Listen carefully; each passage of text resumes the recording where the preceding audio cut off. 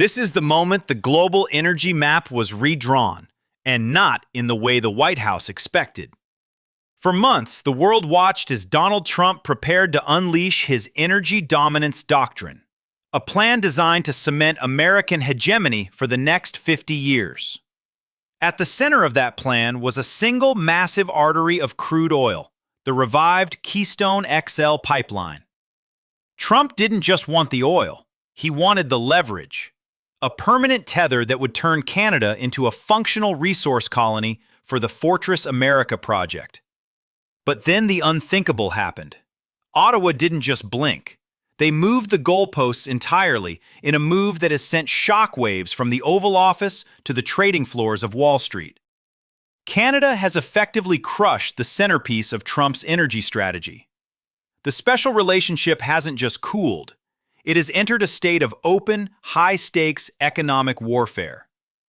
To understand why Trump is currently fuming over a Canadian no, you have to look at three events that seem unrelated, but are actually driving this collision course. The first is the Venezuela variable. While Trump was publicly demanding Canada approve new pipelines, his administration was quietly facilitating a massive return of Venezuelan crude to U.S. refineries, creating a direct competitor for Alberta's heavy oil. The strategy was simple: flood the market with cheap crude to drive down prices and force Canada into desperation. But Canada's new leadership, led by Mark Carney, saw the trap before it was even set. The decision to stall Keystone wasn't just about the environment. It was a preemptive strike against a market-cornering move by the U.S. State Department. The second connection is the Greenland Gambit and the rise of the Monroe Doctrine. The White House renewed its intent to economically integrate Greenland, framing it as a vital move for Arctic security. For Canada, this was a clear signal that the Trump administration views the entire North American perimeter as property, not partners.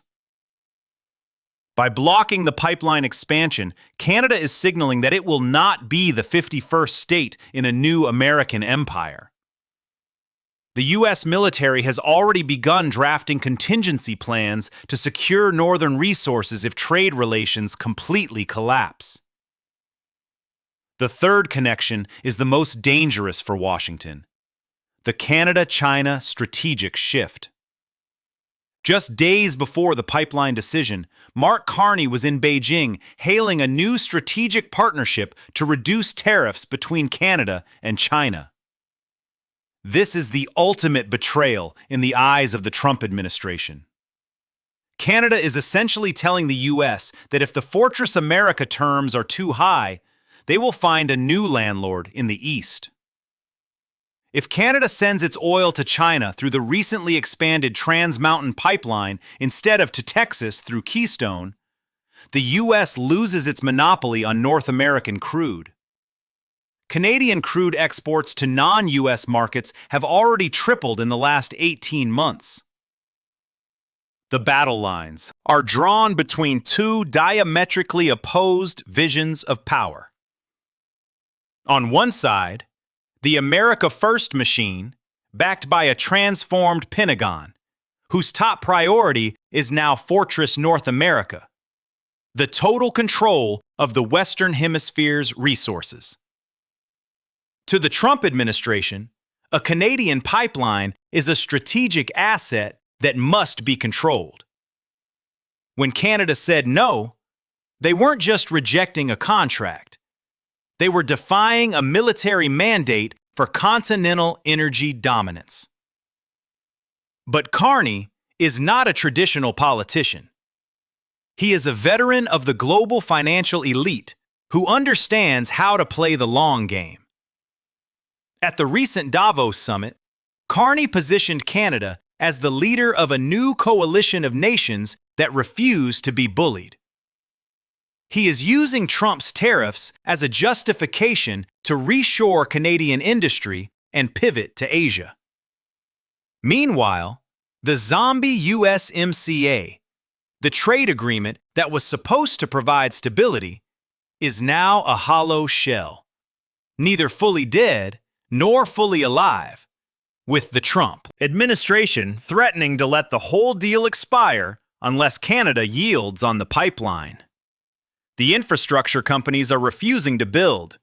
Enbridge recently announced it would not pursue risky Alberta pipeline projects because the political landscape is too volatile. This is a massive win for the Carney strategy. The rage you see from Washington is the realization that the private sector is now more afraid of the political risk in Washington than of the Canadian government. This is a direct hit to your bank account. U.S. refineries in the Midwest were built specifically to process the heavy Canadian crude that would have flowed through Keystone XL. Without that guaranteed supply, they are forced to source oil from Venezuela or the Middle East at much higher transit costs. You will see this at the pump within months. The 10% tariff Trump has already imposed on Canadian energy is essentially a tax on the American consumer. The automotive sector is in cardiac arrest. Parts cross the U.S.-Canada border up to 7 times before a car is finished. And every tariff explosion adds thousands of dollars to the sticker price. For every day this rage continues, the average household loses $150 in purchasing power. What happens next? The next 30 days will be the most volatile in the history of North American relations. First, expect the release of Canada's Defence Industrial Roadmap, a plan to stop buying American military hardware, like the F-35, in favor of domestic or European alternatives. This will trigger a second wave of rage from the White House. Second, watch the Border Strike Force. Trump will likely claim Canada's joint border security concession as a total victory, while keeping pressure on the energy sector behind the scenes. A classic divide-and-conquer tactic. Third, look for a surprise Arctic summit, where Canada will host Norway and Denmark to discuss a unified front against American annexation rhetoric. If this happens, the probability of a total USMCA collapse will jump from 20% to 50% within the next month. The true cost of Canada crushing Trump's pipeline plan is the final collapse of the post-war order in North America. Trump's rage is the sound of a superpower realizing its closest neighbor is no longer a guaranteed subordinate. Canada's defiance is the sound of a middle power deciding that the risk of independence is better than the security of a colony.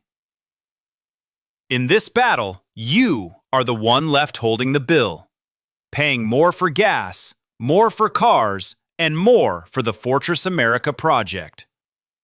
The truth they are hiding is that neither side has a plan for what happens if the trade war actually succeeds. We are standing on the edge of an economic canyon, and both sides are stepping forward. Is Canada right to stand up for its sovereignty, or is crushing the pipeline a suicidal move that will only lead to American annexation? Let us know in the comments, like and subscribe for more investigative deep dives into the truths they don't want you to see. This is Outward Truth.